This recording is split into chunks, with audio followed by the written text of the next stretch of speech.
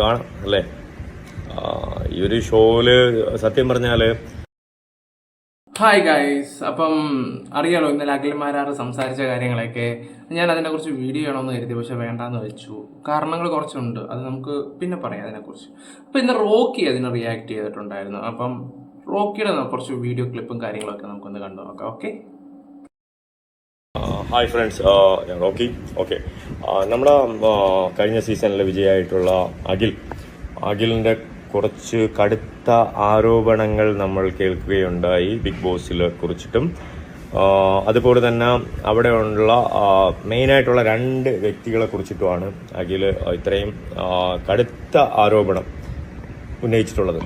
അതിൽ പല ആരോപണങ്ങളും ഉണ്ടായിട്ടുള്ളതിലും എനിക്ക് ഏറ്റവും കൂടുതൽ സ്ട്രൈക്ക് ചെയ്തിട്ടുള്ളത് അഖിൽ പറഞ്ഞിട്ടുള്ള ഈ ഒരു പോയിന്റാണ്. കൊടുത്തു കയറിയ മത്സരാർത്ഥികളുണ്ട് കഴിഞ്ഞ സീസണിൽ. ആരാണ് ഈ ശമ്പളം ഈ രീതിയിൽ അവർക്ക് കൊടുത്തത്? അതിന്റെ ഷെയർ വാങ്ങി സ്ത്രീകളെ സ്വന്തം കാര്യങ്ങൾക്ക് ഉപയോഗിച്ചുകൊണ്ട്, മത്സരാർത്ഥികളെ സ്വന്തം കാര്യങ്ങൾക്ക് ഉപയോഗിച്ചുകൊണ്ട് ഇത്തരം നാറിയ പരിപാടികൾ കാണിക്കുന്ന അവന്മാരെ തുറന്നു കാണിക്കണം. അത് ഇമാതിരി പുഴുത്തു നാറിയ ഒരു ഷോ 50 ദിവസമായിട്ട് ഈ സമൂഹത്തിൽ ഈ ഷോ ഇത്രയേറെ നെഗറ്റീവായി പൊക്കോണ്ടിരിക്കുമ്പോഴും മോഹൻലാലിനെ പോലും പറഞ്ഞു പറ്റിച്ച് ഇതെന്തോ മഹത്തരമാണെന്ന് കാണിച്ച് വീഡിയോ ഇട്ടേക്കാണ് 50ാമത്തെ ദിവസം.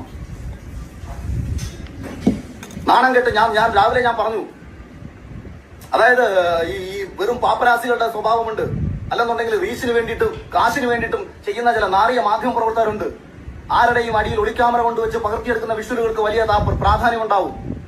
അത്തരം പ്രാധാന്യങ്ങളല്ല ബിഗ് ബോസ് പോലത്തെ ഒരു ഷോയിൽ കാണിക്കേണ്ടത്. സമൂഹത്തിന്റെ പ്രതിഫലനമാകണം ബിഗ് ബോസ് പോലത്തെ ഒരു ഷോ.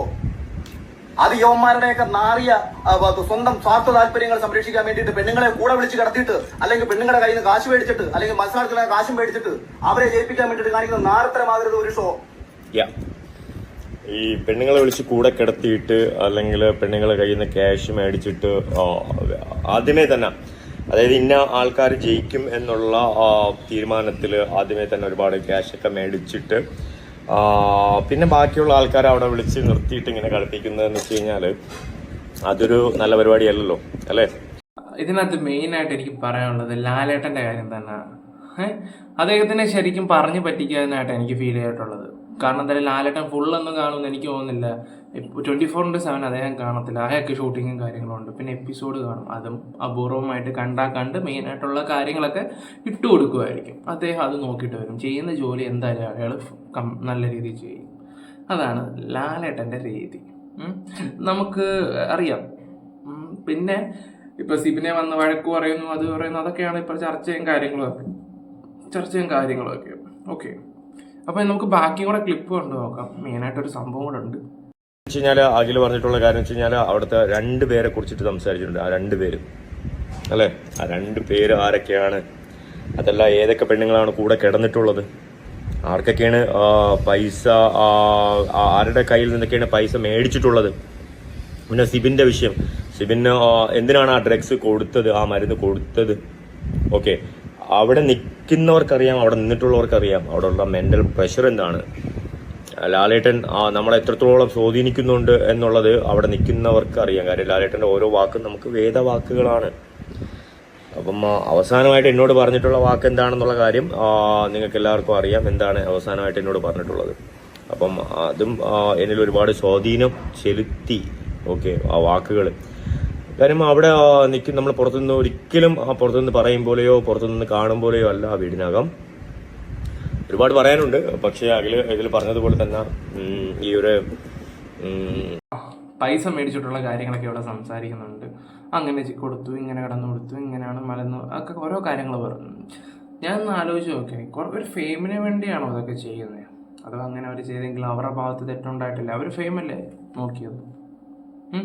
അതെല്ലാം കഴിഞ്ഞിട്ട് അവർക്ക് കപ്പ് കിട്ടിയില്ലെന്നും പറഞ്ഞിട്ടാണോ ഈ കിടന്ന് ഇപ്പോൾ പറയാൻ തുടങ്ങിയത്? ഇവർക്ക് പറയാൻ തന്നെ നാണമില്ലേ? എനിക്ക് ആദ്യം അതാ പറയാൻ തോന്നുന്നത്. അത് പിന്നെ അവർക്ക് വേണമെങ്കിൽ ഇത് സമൂഹത്തിനോട് വിളിച്ച് പറയാം, അങ്ങനെ ചെയ്യാം. ഇതിപ്പോൾ അഖിൽമാരാർ ഇതെങ്ങനെ അറിഞ്ഞു എന്ന് നമുക്കിപ്പോഴും അറിയത്തില്ല. ചിലപ്പം അദ്ദേഹത്തിനോട് പറഞ്ഞു കാണാം, കാരണം അദ്ദേഹം ഒരു ജെനുവൻ മനുഷ്യനാണല്ലോ. അത് വേണമെങ്കിൽ പുറത്ത് വരുന്നെങ്കിൽ പുറത്ത് വരട്ടെ. എല്ലാവർക്കും ഒരു ആഗ്രഹമാണ് അത് പുറത്ത് വരണം എന്നുള്ള രീതിയിലാണ്. പക്ഷെ അവരെന്തായാലും വരുമെന്ന് എനിക്ക് തോന്നുന്നില്ല. അവരുടെ ഇമേജ് നഷ്ടപ്പെടത്തേ ഉള്ളൂ, അതുകൊണ്ട് അവർ വരത്തില്ല.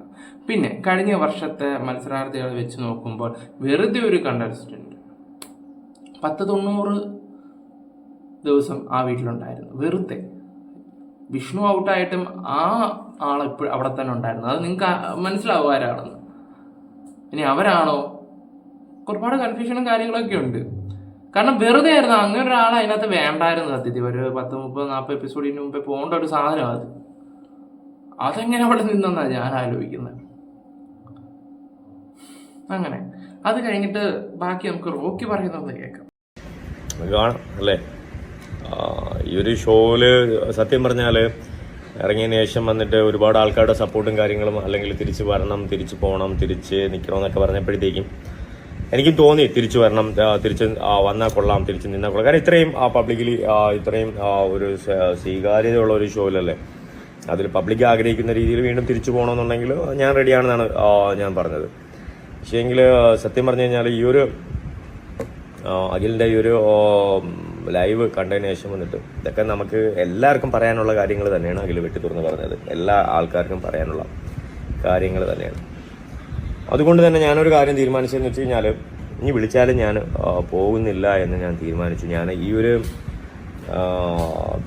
ഒരു ഷോ സംബന്ധിച്ചിട്ടുള്ള കാര്യങ്ങളോ അല്ലെങ്കിൽ സംസാരങ്ങളോ ഒക്കെ ഞാൻ ഇന്നത്തോടു കൂടി ഇവിടെ വെച്ച് നിർത്തണമെന്നാണ് തന്നെയാണ് എൻ്റെ ആഗ്രഹം. പിന്നെ ഇതുപോലുള്ള എന്തെങ്കിലുമൊക്കെ വലിയ പ്രശ്നങ്ങളുണ്ടെങ്കിൽ മാത്രം സംസാരിക്കാം. അതർവൈസ് അതിനകത്ത് നടക്കുന്ന കാര്യങ്ങളോ അതിനകത്തുള്ള കാര്യങ്ങളെ കുറിച്ചിട്ടൊന്നും സംസാരിച്ച് എൻ്റെ സമയവും നിങ്ങളുടെ സമയവും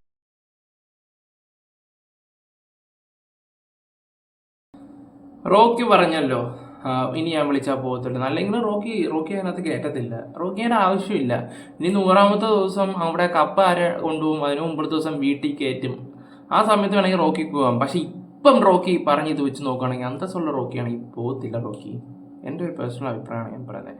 പിന്നെ ബിഗ് ബോസിന് നിങ്ങൾക്ക് ഒരു കുപ്പി കിട്ടിയല്ലോ. കുപ്പി 10 ലക്ഷം രൂപയ്ക്ക് ആരെങ്കിലും മേടിക്കണമെങ്കിൽ ഞാൻ അദ്ദേഹത്തിൻ്റെ വീട്ടിൽ കൊണ്ട് കൊടുക്കുമെന്ന് നിങ്ങൾ ഒരു കാര്യം പറഞ്ഞു. പിന്നെ തൊപ്പിയുടെ ലൈവിൽ വന്നിട്ട് നമ്മുടെ റോക്കിനെ പറയുണ്ടായി ആ കുപ്പി വിറ്റെന്ന്. 10 ലക്ഷം രൂപയ്ക്ക് ആരോ കുപ്പി മേടിച്ചെന്ന്. ബിഗ് ബോസ് അത് ചരിത്രത്തിൽ തന്നെ ആദ്യത്തെ സംഭവം. ബിഗ് ബോസ് വീട്ടിലെ കുപ്പി റോക്കിയുടെ നിന്ന് ഒരാൾ മേടിച്ച് 10 ലക്ഷം രൂപ കിട്ടിയ റോക്കിക്ക് പിന്നെ അതിൽ പോകേണ്ട ആവശ്യമില്ല. ഈ 13 ദിവസം നിന്നിന്റെ പൈസയും വേണ്ടാന്ന് വെക്കണം അന്തസ്സുള്ള ഒരാളാണെങ്കിൽ. ഞാൻ റോക്കിയോടാ ചോദിക്കുന്നത്. റോക്കി കാണത്തൊന്നും ഇല്ല, എന്നാലും നമുക്ക് ചോദിക്കാമല്ലോ. അതുപോലെ തന്നെ 10 ലക്ഷം രൂപ കിട്ടിയില്ല ഒരു കുപ്പി വിറ്റിട്ട്. അതിനകത്തുനിന്ന് ഒരു സാധനം എടുത്തിട്ട് ആ റൂമിൽ നിന്ന് എടുത്തുകൊണ്ട് പോയി നിങ്ങളുടെ ഒരു കുപ്പി കൊണ്ട് വിറ്റ് 10 ലക്ഷം രൂപ. അതുപോലെ നിങ്ങൾക്ക് അന്തസ്സുണ്ടെങ്കിൽ എൻ്റെ പൊന്നളിയെ നിങ്ങൾ പോകരുത്. പിന്നെ ബിഗ് ബോസ് ഹൗസിൽ ഇപ്പം ഈ പ്രശ്നങ്ങളും കാര്യങ്ങളൊക്കെ ഈ അകത്ത് നടക്കുന്ന ആൾക്കാർക്കൊന്നും അറിയത്തില്ല. അവിടെ കുറെ തലപ്പത്ത് കുറെ അവന്മാരിരിപ്പുണ്ട്. അവന്മാരുടെ രീതിയിൽ പോകണം കളികൾ. പറഞ്ഞു മനസ്സിലായോ?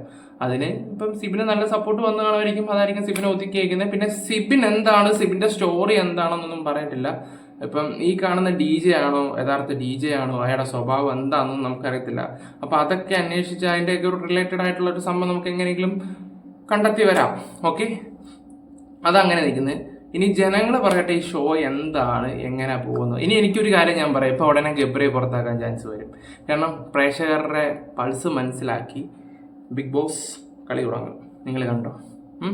ഗബ്രിയെ ചിലപ്പോൾ അടുത്ത ആഴ്ചയോ എല്ലാം പുറത്താക്കിയാലോ. ഇനി ചിലപ്പം കളി മാറ്റാൻ വേണ്ടി അവർക്ക് ബുദ്ധിയുണ്ട്. നമ്മളിരുന്ന് ഇങ്ങനെ ഓക്കെ ഗൈസ്, ഓക്കെ നമ്മുടെ വീഡിയോസൊക്കെ ഇട്ടാൽ ലൈക്കും ഇതൊക്കെ ചെയ്യുക, സബ് ചെയ്യുക, എല്ലാം ഇത് ചെയ്യുക. ചിലർ പിറകെ ഇവൻ എന്ത് തേങ്ങ പറയുന്നതെന്നൊക്കെ വിചാരിക്കും. ഇത് നോക്കി സൂക്ഷിച്ചു വെച്ചോ, മനസ്സിലാവും ഉടനെ തന്നെ.